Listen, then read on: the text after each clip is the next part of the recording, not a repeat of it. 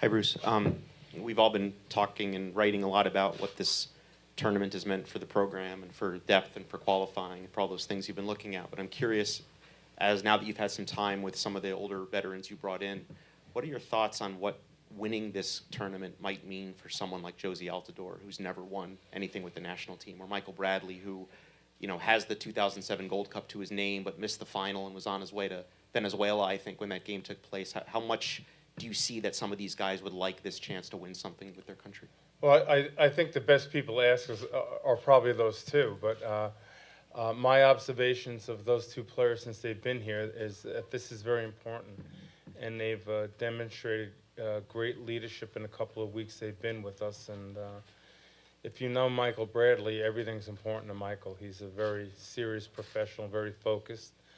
I think Jozy's excited about being in the final. I think any athlete in any sport would like to compete for a championship, a trophy, a cup, however you want to describe it. And I think whether it's an accomplished player that's won many championships or a player that has not, they should be excited about being in the final. And I'm pretty certain those two are. Continuing on about Michael Bradley, just what's your assessment of what he has meant for you, just coming into this job for the second time, in terms of both his play on the field and his leadership? Well, he makes my job easier because we have a really focused individual, a focused captain, and a person that wants to play in a World Cup in 2018. So since I've had Michael from January on, he has been a great leader in the program, very focused, and makes my job easier. And the players follow his lead. So he's been fantastic to work with. Hi, Coach.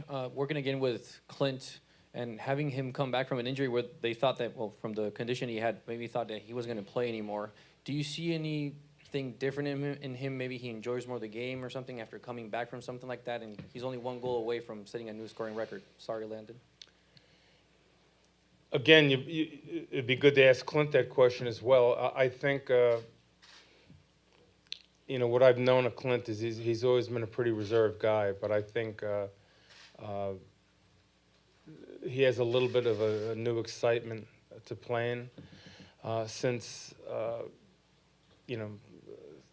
a year ago or less than that, he almost lost the game in terms of being a player because of his heart condition. And I think he's had time to reflect and respects the fact that he's been pretty fortunate in playing something he loves to do. So when he was able to come back and get healthy again this year, I think he's been pretty excited. For our program, we didn't anticipate Clint being around in March for the qualifying games. And he really came on pretty strong at the end of February, and we brought him into camp. And he had a great game in San Jose against Honduras. So it's been a great ride from 2017 thus far. I think he's pretty excited about having an opportunity to be part of a team that can potentially win the Gold Cup, and also excited about the fact that he has an opportunity to perhaps play in another World Cup in 2018. How would you describe Jamaica in this tournament, and what are their main qualities? Well, if you just look at their games in the Gold Cup, again, I don't have any statistics in front of me, but my guess is they probably have the best defensive record in the tournament, having given up 2 goals in 5 games. So they've certainly been dependent upon their team defending collectively, and they've done a great job. They have a very good goalkeeper. But they have good experienced players all over. I think in the midfield with Watson holding down the center part of the midfield, they're very strong there. The back line has been very good, and we all know Blake is an outstanding goalkeeper. And Maddox has really been a very strong striker and very dangerous, and can turn a game on one play. So they've been able to collectively defend very well, been opportunistic to get important goals and have worked real hard as a team to be where they are today. Hey, Bruce. Not directly about the Gold Cup, but I was wondering what drives you as a coach still after all these years? Jeez, it's a heavy question, I tell you.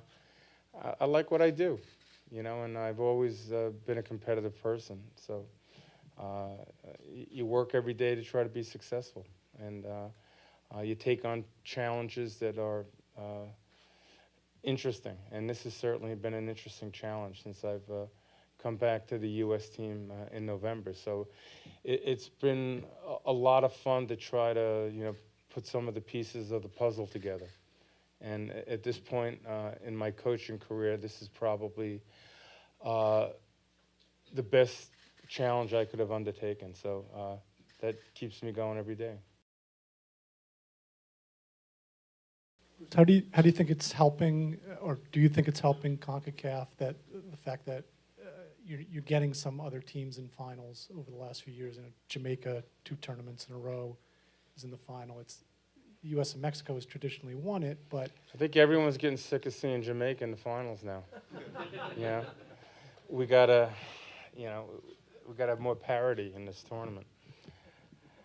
I think it's good. I really think I know. Listen, I don't have a Twitter account or Facebook and all that, but I do read some of the things you guys write, and I don't think the tournament has been the way some of you have described it. I think it's actually very interesting to see how the lesser-known countries have played in this tournament. I think they're vastly improved, and we saw in the European Championships last summer that there were teams that came from nowhere. You know, Iceland, for example. No one picked Portugal, I don't think, to win the European Championships last year. I think you see that the game is shrinking around the world in the fact that the lesser-known teams are more accomplished today. They have more experienced players. They have better coaching, and we're in a low-scoring sport, so the likelihood of being able to pull off an upset is much greater in this sport than other sports. And I think you've seen over the last couple of years in these various competitions that can happen. And I think that's been the case in this tournament in CONCACAF. And, you know, we had some difficult games in group play. There have been some of those games in the different groups. So I think that part's interesting. Certainly, I think the consensus of opinion was that the U.S. and Mexico would be the best final. But I also thought that Costa Rica was well positioned to perhaps win the Gold Cup this year. And I would say that's the case with Jamaica now as well. So I think it's been a good competition. I think the level of play in the competition has been pretty strong. Bruce, about 2 of your veterans, Omar Gonzalez, he obviously left the Galaxy and went down to Mexico. How have you seen his game change, evolve since he left you? And as far as Michael Bradley goes, you've known him since he was a kid. At what age or when did you kind of get a sense that maybe he'd be something special as a player? Talking about Michael? Michael. I've known Michael since he was a baby, not a kid. I mean, I probably saw him the week he was born. Did I ever know? I saw him around the game an awful lot as a young kid. And first of all, I never thought he'd grow the way he's grown physically.